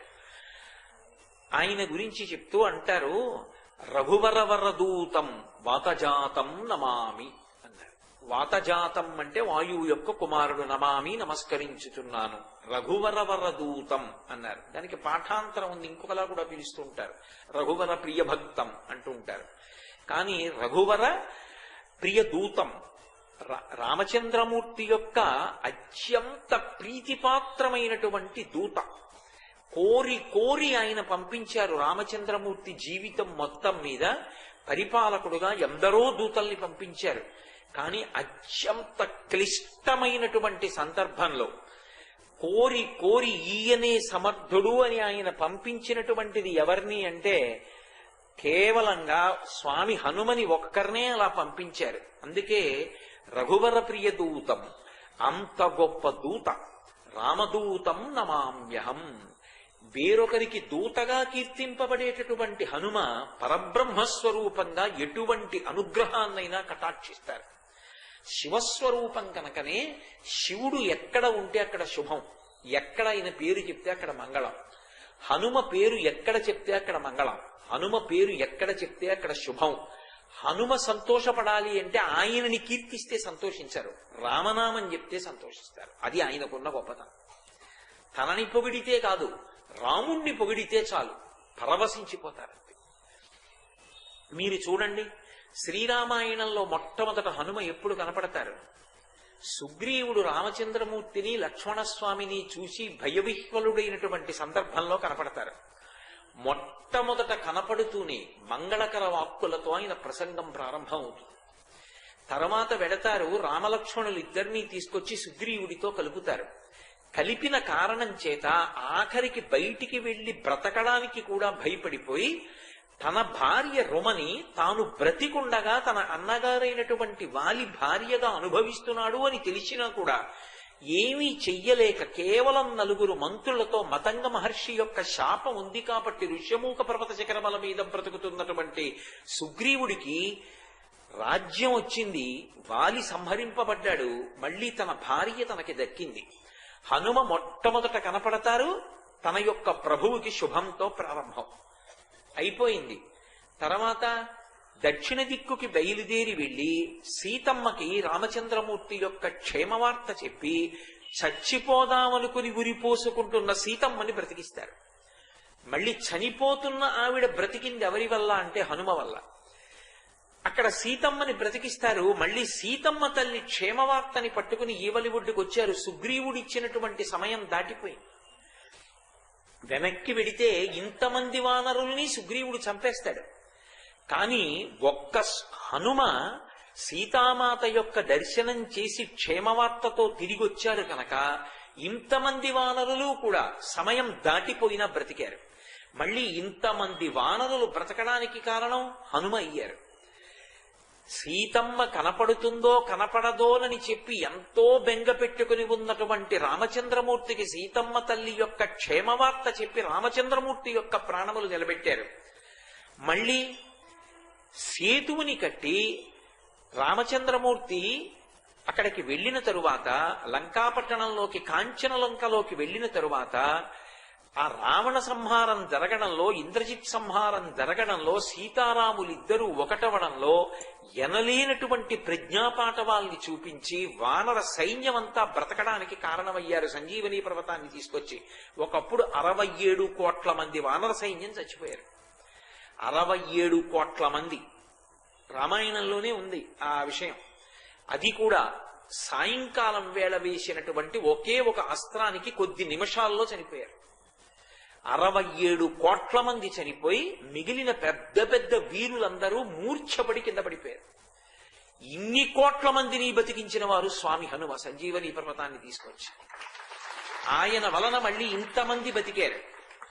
తిరిగి సీతమ్మతో కలిసి రాముడు పుష్పక విమానంలో వెళ్ళిపోయాడు. 14 ఏళ్లు పూర్తయిపోయిందా భరతుడు ప్రాయోపవేశం చేస్తాడు, సరయూ నదిలో ప్రవేశిస్తాడు, ప్రాణం విడిచిపెట్టేస్తాడు. ప్రతిజ్ఞ 14 ఏళ్లు పూర్తవగానే కనపడాలి. తాను రావడం ఆలస్యం అవుతుంది, భరద్వాజాశ్రమానికి వెడుతున్నానని ముందు హనుమతో కబురు చేశారు. ఇక నేను సరయూ నదిలో దిగి ప్రాణాలు విడిచిపెట్టేస్తాను అంటున్నటువంటి భరతుడి యొక్క ప్రాణములు రాముని యొక్క క్షేమవార్త చెప్పి కాపాడినటువంటి వారు స్వామి హనుమ. మీరు చూడండి, హనుమ రామాయణంలో ఎక్కడ కనపడతారో, హనుమ గురించి ఎక్కడ ప్రస్తావన వస్తుందో అక్కడ మంగళం. కోట్లకి కోట్ల మంది కూడా హనుమ కనపడినా, హనుమ పేరు చెప్పినా, హనుమ స్తోత్రం చేసినా, హనుమ జోక్యం చేసుకున్నా బ్రతుకుతారంతే. అందుకే ఎటువంటి దానికైనా విరుగుడెవరు అంటే స్వామి హనుమ ఒక్కరే. ఏళ్ళనాటి శనిలో జాతకం ఉందనుకోండి, సుందరకాండలో 48వ సర్గ పారాయణ చేస్తారు. 48వ సర్గ పారాయణ చేస్తే ఏళ్ళనాటి శని యొక్క ఉపద్రవం కూడా ఉపశమిస్తుంది. హనుమ పేరు చెప్పి హనుమకి పూజ చేస్తే వెంటనే శనీశ్వరుడు కూడా తన యొక్క విశేషమైనటువంటి శక్తిని తగ్గించేస్తాడు. తగ్గించి జాతకుడికి శాంతి కలిగేటట్టుగా చేస్తాడు. ఆయన లాంటి మహానుభావుడు, ఆయన అంత తేలికగా ప్రసన్నమయ్యేవాడు మీకెక్కడా కనపడడం. హనుమ విషయంలో మీకు ఎదురుగుండా ఒక మూర్తిని కూడా పెట్టి పూజ చెయ్యక్కర్లేదు.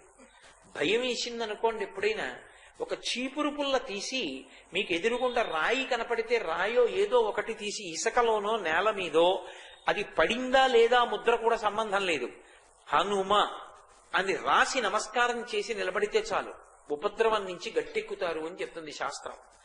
అందుకే హనుమ అత్యద్భుతమైనటువంటి రీతిలో కనపడేటటువంటి సుందరకాండకి ఇప్పటికీ పెద్దలు ఒక మాట చెప్తారు. ఏదైనా జీవితంలో జటిలమైన సమస్య వచ్చినప్పుడు దాన్ని ఎలా పరిష్కరించుకోవాలో అర్థం కాకపోతే సుందరకాండ పుస్తకం తీసుకొచ్చి అక్కడ పెట్టి రామచంద్రమూర్తికి, సీతమ్మకి, హనుమకి నమస్కారం చేసి ఒక కొత్త చీపురు పుల్లని తెచ్చి కళ్ళు మూసుకుని సుందరకాండలోకి గుచ్చితే ఏ కాగితం దగ్గరికి చీపురు పుల్ల గుచ్చుకుంటుందో అక్కడ సుందరకాండ విప్పి చూస్తే మీ సమస్యకి పరిష్కారం రామాయణ కథాంతర్గతంగా అక్కడ ఉంటుంది. ఇది నేను స్వతంత్రించి మాట్లాడుతున్నానని మీరు అనుకుంటున్నారేమో. ఇవన్నీ పరమ ప్రామాణికమైనటువంటి సత్యాలు. అంతటి అద్భుతమైనటువంటి స్వామి యొక్క స్వరూపం హనుమ. అందుకే హనుమ శంకర స్వరూపం కాబట్టే, సాక్షాత్తు శివస్వరూపం కాబట్టే అన్నిటికన్నా అద్భుతమైన రీతిలో వేద పఠనం చేస్తే ఘనరూపంగా చదువుతారు. ఘనపాఠి అంటారు. ఆ ఘనగా వేదాన్ని చదవడం అంత తేలికైన విషయం కాదు. శ్రీరుద్రాన్ని ఘనగా చదివితే శంకర అన్న నామం 13 మాటలు తిరుగుతుంది. ఈ ప్రమాణాన్ని దృష్టిలో పెట్టుకుని 13 మాటలు శంకర అన్న నామం తిరిగేటట్టుగా శ్రీరుద్రాన్ని పారాయణ చేస్తే వచ్చేటటువంటి శక్తి ఎంతటిదో, ఎంత ప్రభావం చూపిస్తుందో, ఎన్ని మంగళాలిస్తుందో, అన్ని మంగళములను ఇవ్వడానికి వీలుగా సమర్థ రామదాసు గారు మళ్ళీ హనుమ యొక్క అవతారం కాబట్టి 13 మాటలు శంకర ఘన రూపంలో వస్తుంది కాబట్టి దాన్ని త్రయోదశాక్షరి మహామంత్రంగా మార్చి శ్రీరామ జయ రామ జయ జయ రామ చేశారు. ఆ మంత్రం వెనక శివస్వరూపం యొక్క వైభవం అంతా దాగి ఉంది. శ్రీరామ జయ రామ జయ జయ రామ అనబడేటటువంటి మంత్రం వెనక ఉన్నటువంటి శివ వైభవాన్ని మార్గశీర్ష మాసంలో చతుర్దశి రాత్రి పరివ్యాప్తమయ్యుంటే మాస శివరాత్రి అంటారు. రాత్రి ఉండాలి, అర్ధరాత్రికి చతుర్దశి తిథి ఉండాలి, ఉంటేనే మాస శివరాత్రి. ఏదో 8 వరకు 9 వరకు ఉంటే మాస శివరాత్రి అని రాయకూడదు. అర్ధరాత్రికి పరివ్యాప్తమైతేనే మాస శివరాత్రి అవుతుంది. ఇవాళ సూర్యోదయానికి చతుర్దశి సూర్యోదయానికి ఉండి పౌర్ణమి చంద్రబింబం ఆకాశంలో ప్రకాశిస్తోంది. నేను వస్తూ నమస్కారం చేసి వచ్చాను. అటువంటి పరమ పవిత్రమైనటువంటి సోమవారం నాటి ప్రదోష వేళలో శ్రీరామ జయ రామ జయ జయ రామ స్వామి హనుమయే శివస్వరూపమని చెప్పుకోవడం కన్నా సంతోషదాయకమైన విషయం ఏముంటుంది? మార్గశీర్ష మాసం ధన్యమైంది అంటే అదే కదూ, అక్కడే కదూ. అంతటి మహానుభావుడు. అందుకే ఇంత మంగళప్రదుడు కూడా ఇంత శక్తివంతుడికి ఉన్నటువంటి లక్షణం ఏమిటంటే ఆయన ప్రభువు యొక్క విశ్వాసాన్ని అంత చూరగొన్నవాడు. నిజంగా హనుమ యొక్క జీవిత చరిత్రని, హనుమ యొక్క సాధితములను నాకనిపిస్తుంది అధికారులకి ఉద్యోగులకి ఒక పాఠం కింద చెప్తే నిజంగా అసలు జీవితంలో వాళ్ళు ఎంత వైభవోపేతంగా వృద్ధిలోకి రావడానికో అది కారణమవుతుంది అనిపిస్తూ ఉంటుంది. నేను ఎందుకు ఈ మాట అంటున్నానంటే ఒకానొకప్పుడు ఒక కీలకమైనటువంటి సన్నివేశం ఏర్పడింది శ్రీరామాయణంలో.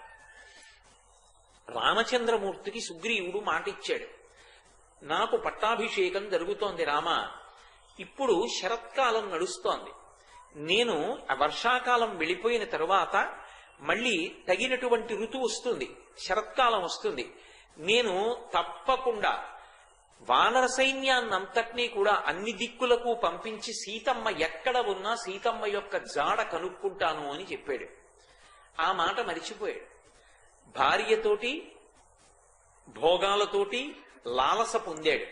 అటువంటప్పుడు లక్ష్మణుడు ధనుష్టంకారం చేశాడు, మళ్ళీ తన చేసిన పొరపాటు గుర్తించాడు, క్షమాపణ చెప్పాడు, అన్ని దిక్కులకు వానరములను పంపించడానికి పెద్ద సమావేశం ఏర్పాటు చేశాడు. అబ్బో, రామాయణంలో మనం ఎన్నడూ విననటువంటి సంఖ్యలన్నీ చెప్పారు. ఒకటి పక్కన ఎన్ని సున్నాలు పెట్టుకుంటూ వెళ్ళిపోతే అంతంత పెద్ద సంఖ్యలు వస్తాయో అన్ని గోలాంగూలములు వానరములు అన్నీ వచ్చాయి. అన్ని చోట్ల నుంచి బయలుదేరి వచ్చాయి, భూమండలం నుంచి. అవన్నీ కిష్కింధ అంతా నిండిపోయింది. నిండిపోతే వాళ్ళందరినీ పిలిచాడు. ఒక్కొక్క దిక్కుకు వెళ్ళవలసినటువంటి వానర సమూహానికి ఒక్కొక్కరిని నాయకుడిగా నియమించాడు. అంతకుముందు వాలి తనని తరిమినప్పుడు భూమండలం అంతా తిరిగాడు వాలి, ఆ సుగ్రీవుడు. అందుకే సుగ్రీవుడికి ఈ భూమండలం అంతా పరిచయం. ఏ దిక్కు వరకు మనుష్యుడు ఎంత దూరం వెళ్ళవచ్చో చెప్పుకుంటూ వెళ్ళాడు. ఒక్కొక్క దిక్కుకు వెళ్ళవలసిన నాయకుణ్ణి అతని అనుచరుల్ని పిలిచి, మీరు బయలుదేరి ఈ పర్వతాలు, ఈ నదులు, ఈ సముద్రాలు, ఈ నగరాలు, ఈ గ్రామాలు దాటుకుంటూ ఇలా ఇక్కడ వరకు వెళ్ళవచ్చు, ఇక్కడ వరకు వెళతారు తప్ప ఇది దాటాక మీరు వెళ్ళలేరు అంటూ చెప్పుకుంటూ వెళ్ళాడు. తూర్పు దిక్కు గురించి చెప్తూ సూర్యోదయం అయ్యేటటువంటి ప్రాంతం చెప్పాడు. ఇక దానిని దాటి మనుష్యులు వెళ్ళలేరు, అక్కడ వరకు వెతకండి సీతమ్మనన్నాడు. అలా ఒక్కొక్క దిక్కుకి కొంతమంది వానరుల్ని దానికి ఒక నాయకుణ్ణి పెట్టి పంపించాడు. గడువు లోపల తిరిగి వచ్చేయాలి. దక్షిణ దిక్కుకి ఒక పెద్ద వానర సమూహాన్ని పంపాడు. పంపుతున్నప్పుడు దానికి యువరాజు అంగదుణ్ణి నాయకుణ్ణి చేశాడు. చేసి అంగదుడి నాయకత్వంలో ఆ వానరులందరూ సీతాన్వేషణం కోసం వెళ్ళాలి. ఇప్పుడు ఆ పంపిస్తున్నప్పుడు దక్షిణ దిక్కుకి వెళ్ళవలసిన వాళ్ళకి నాయకుడిగా అంగదుణ్ణి పెట్టాడు కనుక అంగదుడి నాయకత్వంలో వాళ్ళందరూ బయలుదేరారు. ఇక ప్రయాణం మొదలు పెడుతున్నారు. అందరూ తప్పకుండా మేము ఈ కార్యాన్ని సాధిస్తామన్నారు. రామచంద్రమూర్తికి జయఘోష చెప్పారు, ప్రభువుకి జయఘోష చెప్పారు, బయలుదేరారు. అకస్మాత్తుగా సుగ్రీవుడు హనుమని వెనక్కి పిలిచాడు. ఎవరు హనుమ? దక్షిణ దిక్కుకు వెడుతున్నటువంటి వానరుల యొక్క బృందంలో ఒక సభ్యుడు, నాయకుడు కాడు. ఆయన్ని పిలిచి ఒక మాట అన్నాడు. ఓ హనుమ, నీ మీదే నాకు పరిపూర్ణమైనటువంటి విశ్వాసం ఉన్నది. ఇది బృహత్తరమైనటువంటి కార్యం. నేను పట్టాభిషేకం పొందాను అంటే అది రామచంద్రమూర్తి యొక్క అనుగ్రహం. నేను ఇవాళ భార్యని పొందాను అంటే రామచంద్రమూర్తి యొక్క అనుగ్రహం. నేను ఇవాళ సంతోషంగా ఉన్నాను అంటే రామచంద్రమూర్తి యొక్క అనుగ్రహం. అటువంటి నేను రాముడికి మాటిచ్చాను, సీతమ్మ తల్లి యొక్క జాడ కనిపెట్టేటట్టుగా వానరుల్ని పంపిస్తానని. సుగ్రీవుడికి తెలుసు సీతమ్మ దక్షిణ దిక్కుగా అపహరింపబడిందని. ఎందుకంటే రావణాసురుడు అపహరించినప్పుడు సీతమ్మ తల్లి తన నగలు కొన్ని తీసి వస్త్రఖండంలో మూట కట్టి కింద పడేసినప్పుడు సుగ్రీవుడి దగ్గరే పడింది ఆ మూట. నలుగురు వానరులు కూర్చున్నారు, మధ్యలో సుగ్రీవుడు కూర్చున్నాడు. నలుగురు మంత్రులు ఆయనకి, ఎప్పుడూ ఆయన చుట్టూ ఆ నలుగురు మంత్రులు ఉంటారు రామాయణంలో. మొట్టమొదటి వారు హనుమ, రెండవ వాడు నలుడు, మూడవ వాడు నీలుడు, నాలుగవ వాడు తారుడు. ఈ నలుగురు పరివేష్టించి ఉంటారు. ఆఖరికి వాలి తరివినప్పుడు పారిపోయినా ఈ నలుగురే వెంట వస్తూ ఉంటారు. ఆ నలుగురి మధ్యలో కూర్చుని ఉండగా పైనుంచి సీతమ్మ కింద విడిచిపెట్టినటువంటి నగల మూట వాళ్ళ మధ్యలో పడింది. సుగ్రీవుడికి తెలుసు దక్షిణ దిక్కుకి అపహరింపబడింది సీతమ్మ అని. కాబట్టి ఇప్పుడు ఆయనకి అనుమానం ఉంది కాబట్టి ఆమె రావణాంతఃపురంలో ఉంది. కాంచనలంకలోనే సీతమ్మ జాడ దొరికే అవకాశం ఉంది. అంత అమాయకుడు కాదు, అంత పెద్ద వానర రాజ్యాన్ని పరిపాలిస్తున్నటువంటి బుద్ధిశాలి సుగ్రీవుడు. కాబట్టి ఇప్పుడు ఆయనకి ఇంకొక మాట కూడా తెలుసు, అంగదుడు దుడుకు స్వభావం ఉన్నవాడు. ఈ క్షణానికి బాగుంటాడు, ఇంకో క్షణంలో ఆత్మహత్య చేసుకుంటానంటాడు. రామాయణంలో కనపడని మనస్తత్వాలు మీకు ఎక్కడా ఉండవు. సంతోషపడిపోతే ఎంత చెట్టెక్కి కూర్చుంటాడో, బాధ వస్తే అంత కిందకి వెళ్ళిపోతాడు. నేను చచ్చిపోతున్నానంటాడు, అంతే. రెండో మాట ఉండదు.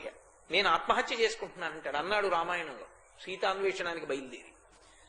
పైగా అప్పుడప్పుడు సుగ్రీవుడి మీద కోపం వస్తూ ఉంటుంది, మా నాన్నని చంపేశాడు వాళ్ళని అంటూ ఉంటాడు. అందుకే ఇవ్వకపోతే యువరాజు బాగుండదు, నాయకత్వం యువరాజుకి ఇవ్వాలి. అందుకని అంగదుడిని ఉంచాడు. కానీ ప్రభువు నమ్మకం ఎవరి మీద? స్వామి హనుమ మీద. హనుమని వెనక్కి పిలిచారు. వెనక్కి పిలిచి ఆయనతో ఒక మాట అన్నాడు, ఓ హనుమ, నాకు కేవలముగ నీ మీద మాత్రమే పరిపూర్ణమైనటువంటి విశ్వాసం ఉన్నది. ఎందుచేత? ఓ హరిశ్రేష్ఠ, నువ్వు నిశ్చితార్థోర్థ సాధనే, ఇత పూర్వం ఎన్నో కార్యములను సాధించడానికి నువ్వే నాకు ఉపకరణమయ్యావు. ఇది ఒక ప్రభువు తన దగ్గర పనిచేసేటటువంటి సేవకుడి విషయంలో నమ్మకం పెంచుకోవడం దేనివల్ల పెంచుకుంటాడో మహర్షి చెప్పారు. ఇత పూర్వం నీకు నేను కొన్ని కీలకమైన కార్యాలు అప్పచెప్పాను. ఆ కీలకమైన కార్యములను చేసేటప్పుడు ఎక్కడా కూడా నువ్వు తొట్రుపడలేదు. తొట్రుపడకుండా కార్యాన్ని సాధించడానికి అనితరమైన ప్రజ్ఞని చూపించావు. అందుకే ఇప్పుడు కూడా నిన్నే నేను నమ్ముతున్నాను. ఎందుకు నిన్ను నమ్ముతున్నానో తెలుసా? గతిర్వేగశ్చ తేజశ్చ లాఘవంచ మహాకపేహి పితుస్తే సదృశం వీర మారుతస్య మహౌజసః. కారణాలు చెప్పాడు. ఇది ఎలా ఉంటుందంటే, మీరు రామాయణాన్ని పరిశీలిస్తే కార్యాలయాల్లో పనిచేసే ఉద్యోగుల మీద సంవత్సరానికి ఒకసారి పై అధికారి ఒక ఆయన యొక్క కార్యనిర్వహణ శైలి ఎలా ఉంటుంది అన్న దాని మీద ప్రత్యేకంగా ఒక ప్రతిని తయారు చేసి పై అధికారులకు పంపిస్తుంటారు. యాన్యువల్ పెర్ఫార్మెన్స్ అప్రైజల్ రిపోర్ట్ అని. అది ఎలా ఉంటుందో అలా మాట్లాడతాడు సుగ్రీవుడు. అందులో అంటాడు, గతిర్వేగశ్చ తేజశ్చ లాఘవంచ మహాకపేహే మహాకపేహే అని పిలిచాడు. ఓ అద్భుతమైనటువంటి వానరమా హనుమ, వేగం కాని దూకడం కాని, ఎక్కడైనా ఆగవలసి వస్తే అంత చక్కగా ఆగిపోవడం కాని కేవలము నీయందు మాత్రమే ఉన్నాయి. ఈ లోకంలో అంత వేగంగా వెళ్ళగలిగినటువంటి వారు నాకు తెలిసి ముగ్గురే ఉన్నారు. నాకు తెలిసి అంటే సుగ్రీవుడు అన్న మాటలు. 1 గరుత్మంతుడు, 2 వాయువు, 3 హనుమ. ఈ ముగ్గురే అంత వేగంగా వెళ్ళగలరు. వేగంగా వెళ్ళడం ప్రధానం కాదు, ఎక్కడ వేగం ప్రమాదాన్ని తీసుకొస్తుందో అక్కడ వేగాన్ని నియంత్రించడం కూడా అంత అవసరం. ఇది నీ యందున్నది. కాబట్టి గతిర్వేగశ్చ తేజశ్చ లాఘవంచ మహాకపేహే, నీ యందు అపారమైనటువంటి తేజస్సు ఉంది. ఇవి ఎటువంటివి అంటే పితుస్తే సదృశం వీర, మీ తండ్రి అయినటువంటి వాయువుకి ఎటువంటి లక్షణాలున్నాయో మారుతస్య మహౌజసః, అటువంటి లక్షణాలన్నీ పుణికి పుచ్చుకున్నావు.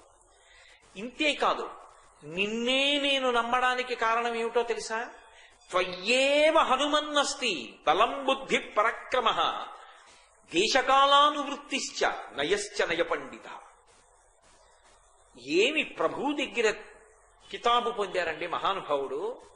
ఇంత శక్తి ఉన్నవాడు ఎప్పుడూ ప్రభువుని ధిక్కరించలేదు. అది వినయం అంటే. అంత మర్యాద పాటించేవాడు. ఎటువంటి త్వయ్యేవ హనుమన్నస్తి, ఓ హనుమ నీయందు మాత్రమే ఉన్నాయి. ఎవరు వింటున్నారు ఈ మాటలో? రామచంద్రమూర్తి వింటున్నారు. ఇంతమందిని పంపాడు, ఎవరితో అల్లా ఈ మాట ప్రభు ఒక్క ఆయనతోనే అంటున్నాడు. జీవితంలో అలా అనిపించుకోవడం గొప్ప తన పై అధికారితో. త్వయ్యేవ హనుమన్నస్తి, నీయందు మాత్రమే ఉన్నాయి హనుమ. ఏవి? బలం బుద్ధి పరాక్రమ శరీరమునందు విశేషమైనటువంటి బలం. బలం ఉంది కదా అని ఎక్కడ ప్రదర్శించకూడదో అక్కడ ప్రదర్శించవు. అంత బుద్ధిమంతుడవు. పరాక్రమ, ఎక్కడ ఆ బలాన్ని బయట పెట్టాలో అక్కడ బయట పెడతావు. బలం బుద్ధి పరాక్రమ దేశకాలానువృత్తిశ్చ నయశ్చ నయ పండిత. ఏమి మాటలు వేశారండి మహర్షి. దేశకాలానువృత్తిశ్చ, నువ్వు ఎక్కడ ఉన్నావు అన్నదాన్ని బట్టి పాటించవలసిన ధర్మాన్ని, ఎక్కడ ఉన్నావు అన్నదాన్ని బట్టి నువ్వు ఎలా ప్రవర్తించాలో అలా ప్రవర్తిస్తావు. కాలాన్ని బట్టి అలా ప్రవర్తిస్తావు. ఒక కాలమునందు ఎంత గొప్పవాడివైనా కావచ్చు, ఒక కాలమునందు నువ్వు సామాన్యుడివిగా ఉండవలసి ఉంటుంది, అప్పుడు అలాగే ఉండాలి. ఇవాళ నేను ఇక్కడ వక్తగా ఉన్నాను కాబట్టి మాట్లాడడం ధర్మం. ఒక మహాత్ముడు వచ్చి మాట్లాడుతున్న సభకి నేను వెళ్ళాననుకోండి, శ్రోతగా పరమ నిశ్శబ్దంగా కూర్చుని వినడం ధర్మం. దేశము కాలము ఈ రెండు ఎప్పుడు జాగ్రత్తగా ఎరుకలో ఉండాలి. చాలా మంది నిశ్శబ్దంగా ఏవో మంచి విషయాలు తెలుసుకుందామని వచ్చి కూర్చునేటటువంటి సభకి ముక్కుపచ్చలారని వాళ్ళు, ఏమీ తెలియని పసిపిల్లల్ని తీసుకొచ్చి సభల్లో ముందుకొచ్చి కూర్చుని వాళ్ళు అల్లరి చేస్తుంటే అది ఆడుకోవడానికి ఒక క్రీడాస్థలంగా కూర్చోవడం, సభలో ఎలా ప్రవేశించాలో కూడా తెలియని చేతకాని వాళ్ళ లక్షణం. అలా రాకూడదు సభలకి. పిల్లల్ని తీసుకుని ముందుకొచ్చి సభల్లో కూర్చుంటే వచ్చి కూర్చుని విందామనుకున్న వాళ్ళు ఏమైపోతారు? పిల్లలకి తెలియదు, ఆడతారు. నీ బుద్ధి ఏమైంది తీసుకొచ్చినప్పుడు? కాబట్టి దేశకాలానువృత్తిశ్చ, ఎక్కడున్నావన్న దాన్ని బట్టి ప్రవర్తించాలి, ఏ కాలంలో ఉన్నావన్న దాన్ని బట్టి ప్రవర్తించాలి. ఈ రెండు తెలియకుండా ప్రవర్తిస్తే అటువంటి వాడు ఎక్కడికి వెళ్ళినా బరువైపోతాడు. కాబట్టి హనుమ నీకు ఈ రెండు తెలుసు. మీరు జాగ్రత్తగా గమనించండి. చాలా మంది జీవితంలో బరువు అయిపోవడానికి కారణం అదే.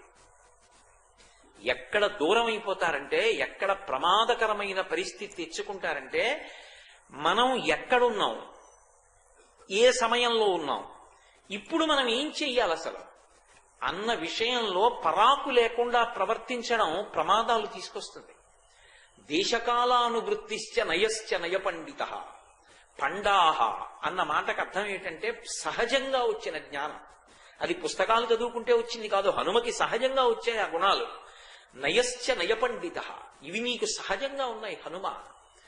ఎక్కడ ఎలా ప్రవర్తించాలో అలా ప్రవర్తిస్తావు. అందుకే మీరు చూడండి, రామాయణంలో హనుమకి ఆ కితాబు సుగ్రీవుడిచ్చాడంటే, అందుకే మహర్షి ఎక్కడెక్కడ హనుమ వంగుతారో అక్కడక్కడ సుగ్రీవ సచివుడు అంటూ ఉంటారు. ఒకానొకప్పుడు చీపురు కట్టలు పెట్టి కొట్టారు హనుమని.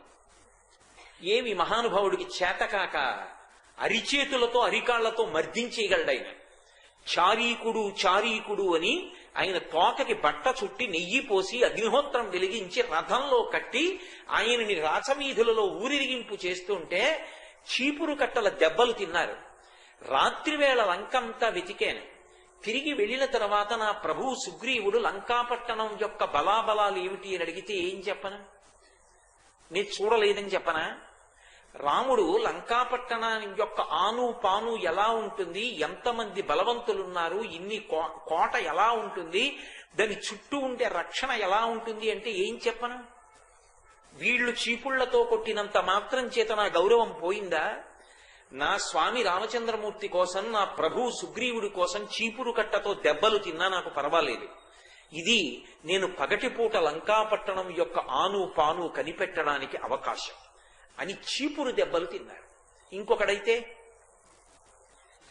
వీళ్లు నన్ను కొట్టడం ఏమిటని మర్దించి వెనక్కి వెళ్ళిపోయి ఉంటే రామచంద్రమూర్తి అడిగిన ప్రశ్నలకి, సుగ్రీవుడు అడిగిన ప్రశ్నలకి హనుమ అంత అద్భుతంగా జవాబు ఎలా చెప్పుండేవారు. అసలు యుద్ధంలో హనుమ రామచంద్రమూర్తికి అలా ఎలా తోడ్పడుండేవారు.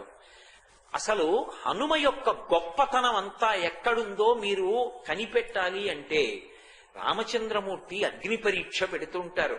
అలా ఉంటారు, కానీ ఒక్కొక్క సంఘటనని బట్టి ఏరేస్తారు, జల్లెడ పట్టేస్తారు. ఎంతమంది నిలబడగలరు అన్నది లెక్క పెట్టేస్తారు. విభీషణుడు వచ్చి ఆకాశంలో నించున్నాడు, శరణాగతి అన్నాడు. అందరినీ పిలిచి కూర్చోబెట్టారు. ఇవ్వచ్చా శరణాగతి అని అడిగారు. అందరూ ఎవరికి తోచింది వాళ్ళు చెప్పారు. రావణాసురుడి తమ్ముడు యుద్ధానికి ముందు వచ్చాడు, నమ్మకండి అన్నారు. సుగ్రీవుడితో కలిపి చాలా మంది అదే మాట చెప్పారు. హనుమ వంక తిరిగారు. హనుమ, నీ అభిప్రాయం అని అడిగారు. హనుమ మొదట చెప్పిన మాట ఏమిటో తెలుసా? నేను మాట్లాడుతున్న మాటలు ఏవున్నాయో అవి పక్షపాతరహితములు. యథార్థమును ఆవిష్కరించమని నన్ను అడిగారు కాబట్టి, చెప్పమన్నారు కాబట్టి చెప్తున్నాను. నేను చెప్పిన మాటల్ని విపరీతార్థములతో ఎవ్వరూ అర్థం చేసుకోకూడదు. ఎందుకో తెలుసా? అటువంటి సభల్లో చెప్పేటటువంటి అభిప్రాయం ప్రభువు అడిగినప్పుడు ఉన్నదున్నట్టు మాట్లాడాలి. ఎవరో ఏదో అనుకుంటారని మాట్లాడకూడదు. కానీ తాను అనబోయే మాట ఏదుందో అది తన ప్రభువుకే చురుక్కుమంటుంది. అలా అనుకోవద్దు. నిన్ను ఉద్దేశించి నేను అంటలేదు. అడిగాడు కాబట్టి రామచంద్రమూర్తి ఉన్న మాట చెప్పాలి కాబట్టి చెప్తున్నాను అంటూ ఒక మాట చెప్పారు. ఇతను కూడా ఒక రాజ్యానికి రాజుకి తమ్ముడు. యుద్ధం వచ్చింది. మీరు ధర్మాత్ముడు. మీ చేతిలో రావణుడు పడిపోతాడు.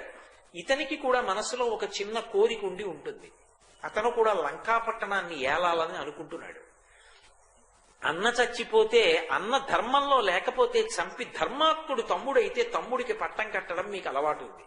మీరు వాలిని చంపి సుగ్రీవుడికి రాజ్యం ఇచ్చారు. సుగ్రీవుడితో కలిసి యుద్ధానికి వచ్చారు.